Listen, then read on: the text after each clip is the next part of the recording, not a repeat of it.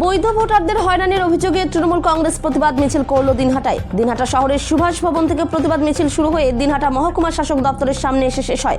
এরপর মহকুমা শাসক দপ্তরের সামনে বক্তব্য রাখেন সাংসদ জগদীশ চন্দ্র বর্মা বসুনিয়া ও উত্তরবঙ্গ উন্নয়ন দপ্তরের মন্ত্রী উদয়ন গুহ, বিধায়ক সঙ্গীতা রায়, তৃণমূল নেতা দীপক কুমার ভট্টাচার্য, সুধাংশু রায়, অনন্ত বর্মন সহ অনেকেই।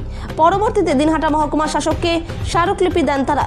জানা গেছে, এদিন দিনহাটা ও সিতাই বিধানসভা তৃণমূল কংগ্রেস কমিটির ডাকে এই কর্মসূচি গ্রহণ করা হয়। আমরা দিয়েছি আমাদের দাবির কথা। আমরা মহকুমা শাসক না, ওনাকে আমরা ইলেকশন কমিশনের প্রতিনিধি হিসেবে ডেপুটেশন দিয়েছি। সেখানে উনি আমাদের কতগুলো প্রতিশ্রুতি দিয়েছেন, তার মধ্যে আবাস যোজনার যারা ঘর পেয়েছেন বা তাদের সাথে যাদের লিঙ্ক আছে তাদের নাম যাতে ওঠে সেই ব্যাপারটা দেখবেন। পাশাপাশি আরও দুটো ওয়ার্কার, ইন্দিরা আবাস যোজনা এবং গীতাঞ্জলি যারা ঘর পেয়েছেন তাদের নামও যাতে উঠানো যায় সেই ব্যাপারে উনি একদিন সময় নিয়েছেন, আমাদের জানাবেন।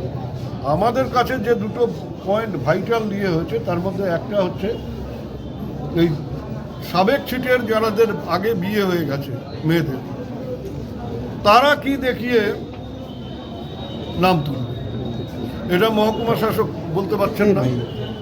এবং বাবার সাথে সন্তানের বয়সের ডিফারেন্স বা ঠাকুমা দাদু ঠাকুমার সাথে নাতি নাতনির বয়সের ডিফারেন্স, এতে যদি কোথাও নির্বাচন কমিশন যেটা চায় তার নিচে বা উপরে হয়ে থাকে তার জন্য দায়ী কে, সেটাও এসডিও পরিষ্কার করে কিছু বলতে পারলেন না। উনিও বুঝতে পারছেন যে এগুলো অদ্ভুত দিয়ে, কিন্তু যেহেতু উনি এখানে প্রতিনিধি হিসেবে আছেন উনি মুখ খুলতে পারছেন না। এটা আমরা বলেছি এই ব্যাপারটা পরিষ্কার করতে হবে, কারণ আপনি এদেরকে নাম তুলেছেন ইয়েতে কি বলে খসড়া ভোটার তালিকায়, আপনি স্যাটিসফাই হয়েছেন তার জন্য আপনি খসড়া ভোটার তালিকায় তাদের নাম তুলেছেন। এখন হঠাৎ করে লজিক্যাল ডিসক্রিপেন্সির কথা বলে তাদেরকে আবার আপনি এতে ডাকছেন, হিয়ারিংয়ে ডাকছেন। ওয়ারাস বিহারে কিন্তু লজিক্যাল ডিসক্রিপেন্সি বলে কোনো পয়েন্ট ছিল না, এটা বাংলার ক্ষেত্রে করা হয়েছে। আর কার বাবার কটা সন্তান হবে সেটা সন্তানটা ঠিক করে দিতে পারে না, সেটা ঠিক করার অধিকার সেই বাবা মার ছিল।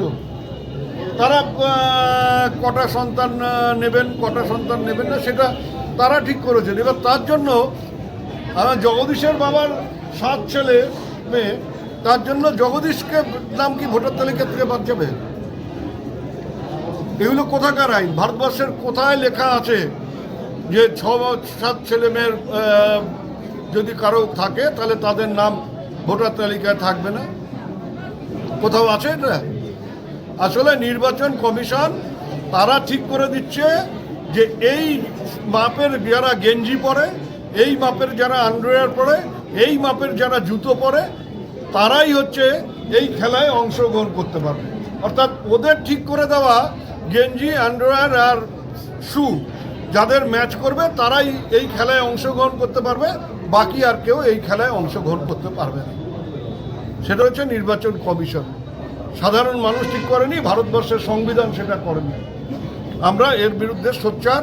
এবং আজকে আমি ওখানে বসে বসেই দেখছিলাম, খবরও পাচ্ছিলাম যে বিভিন্ন জায়গায় রাস্তায় লোক নেমে পড়েছে এই অন্যায়ের বিরুদ্ধে, প্রতিবাদ করছে।